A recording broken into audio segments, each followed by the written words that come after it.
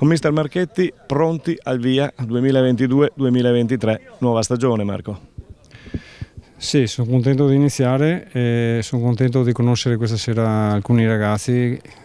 La gran parte del gruppo l'abbiamo già dallo scorso anno, e per cui l'obiettivo era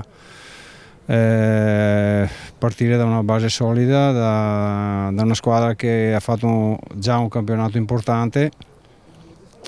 Arriviamo un po' delusi perché dal mio punto di vista era una grande opportunità, è un campionato equilibrato dove con poco si sarebbe potuto arrivare all'obiettivo. Noi nel momento in cui siamo stati vicini all'obiettivo ci è sempre mancato qualcosa e probabilmente abbiamo commesso degli errori, però sono anche convinto che quella resilienza che abbiamo mostrato, perché non abbiamo mai mollato, ci possa aver dato anticorpi giusti per questa nuova stagione.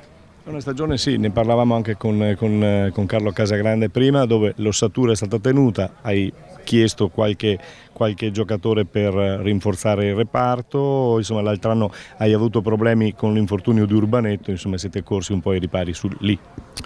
Sì, diciamo che abbiamo veramente cambiato poco, è uscito qualche ragazzo e l'abbiamo sostituito, per cui abbiamo perso qualche giocatore di qualità sicuramente e abbiamo sostituito questi ragazzi con altri giocatori di qualità.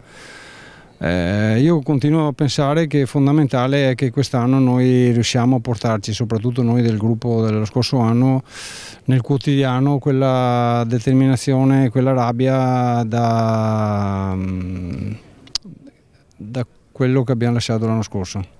Brucia un po', perché effettivamente se non perdevate con il Treviso, insomma i playoff erano lì. Allora, abbiamo avuto più di qualche situazione dove siamo mancati nell'ultimo passaggio, perché abbiamo perso la finale di Coppa, che comunque era un obiettivo, abbiamo sbagliato la partita con il Treviso, poco prima nelle altre giornate abbiamo comunque perso delle occasioni, perché davanti sembrava che si facesse a gara per chi lasciava qualcosa, e siccome vincere è l'eccezione, io qualche volta ho vinto sia da giocatore che da allenatore e mi brucia, perché poi le opportunità non è che capitino sempre. Quest'anno è un altro campionato molto complicato, con squadre che si sono confermate, Sandona, Treviso, e qualcuno che si è sicuramente rinforzato, per cui non è che ogni anno l'opportunità tu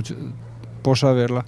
Mi hai fatto già qualche nome, però insomma noi dobbiamo guardare a noi. Gli addetti ai lavori poi vi daranno come una delle squadre favorite. È giusto che sia così, io sono convinto di avere una squadra forte, ero convinto di averla anche l'anno scorso.